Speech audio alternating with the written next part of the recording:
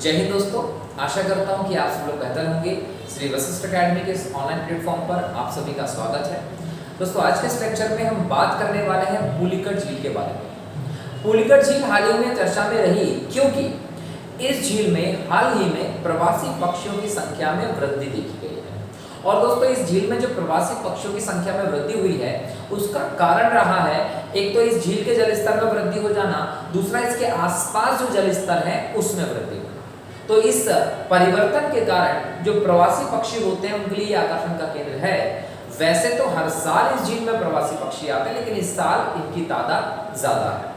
Board पे आप देख रहे हैं, यहाँ पर मैंने कुछ प्रवासी पक्षियों का नाम लिखा है और यहाँ पर हमने नाम लिखा है कुछ ऐसे पक्षियों का जो इस झील में हमेशा रहते हैं।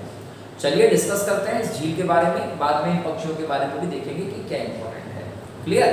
चलो, तो झील का नाम है पुलिकट झील। ये झील जो है ये तमिलनाडु प्लस आंध्र प्रदेश में, तो आंध्र प्रदेश जो है यहां पर इसका लगभग 96% हिस्सा है और तमिलनाडु में इसका लगभग 4% हिस्सा है। अगर आप इसको मैप में देखते हैं तो तमिलनाडु का जो पूर्वी किनारा है वहां पर से झील स्टार्ट होती है और बेसिकली ये आंध्र प्रदेश में है। क्लियर? यहां पर एक और इंपॉर्टेंट बात याद रखना कि पूरब में यदि हम बात करते हैं तो बंगाल की जो खाड़ी है वहां के जलीय क्षेत्र से ये झील एक बैरियर द्वीप के माध्यम से अलग होती है और ये जो बैरियर द्वीप है, इस द्वीप का नाम है दोस्तों श्रीहरिकोटा। तो श्रीहरिकोटा जो है ये इस झील को समुद्र से अलग करता है, जल स्तर से अलग करता है। क्लियर? श्रीहरिकोटा धनुषाकार में द्वीप है जिस पर हमारे देश का अंतरिक्ष अनुसंधान केंद्र जो है इसरो वो स्थित है। याद रखेंगे आप लोग, वो भी आंध्र प्रदेश में ही है, पुलिकट झील पर ही है। आप लोगों को उत्तर में बताना होगा। अच्छा, अगर हम पुलिकट झील की बात करेंगे दोस्तों तो याद रखना है कि यह देश की दूसरी बड़ी खारे पानी की झील है ना। कौन सा? यहाँ का जल है खारा, तो दूसरी बड़ी खारे पानी की झील है। तो सबसे बड़ी खारे पानी की झील कौन सी है?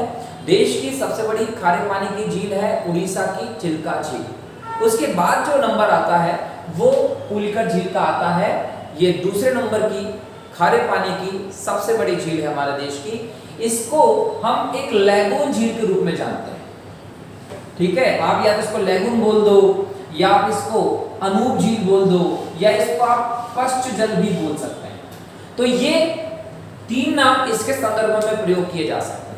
अब यह समझने वाली बात यह है कि ये लैगून या अनूप या पश्च जल क्या है।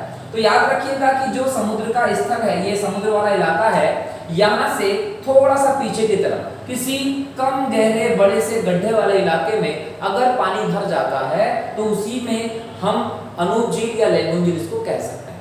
क्लियर? तो ये इस प्रकार से कहलाती है अनूप झील या लैगून झील। खारे पानी की झील है।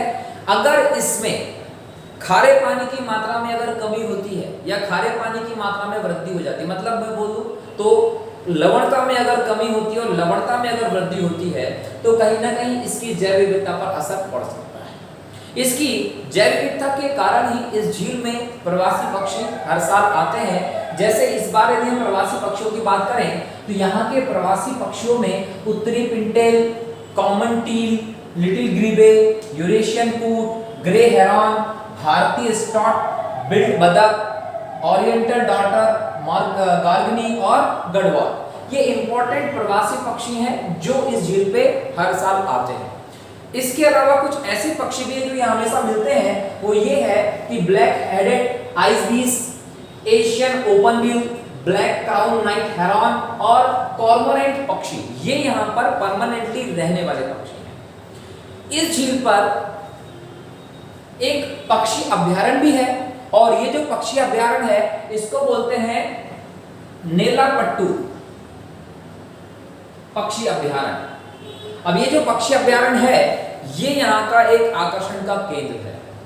हर साल इस झील के एरिया में पर्यटन को बढ़ावा देने के लिए और इस पक्षी अभ्यारण्य के क्षेत्र में और बोल सकते हैं और वृद्धि लाने के लिए, पक्षियों को और आकर्षित करने के लिए, पर्यटन की दृष्टि से यहाँ पर विकास को और बढ़ावा देने के लिए फ्लेमिंगो फेस्टिवल मनाया जाता है। आपसे पूछा जाता है फ्लेमिंगो फेस्टिवल कहाँ मनता है, तो फ्लेमिंगो फेस्टिवल जो है वो हर साल इस झील पर ही सेलिब्रेट किया जाता है, आंध्र प्रदेश की पुलिकट झील।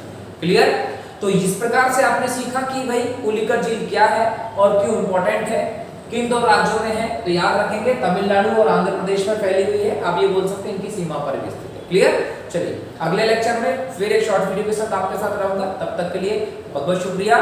जय हिंद, जय भारत।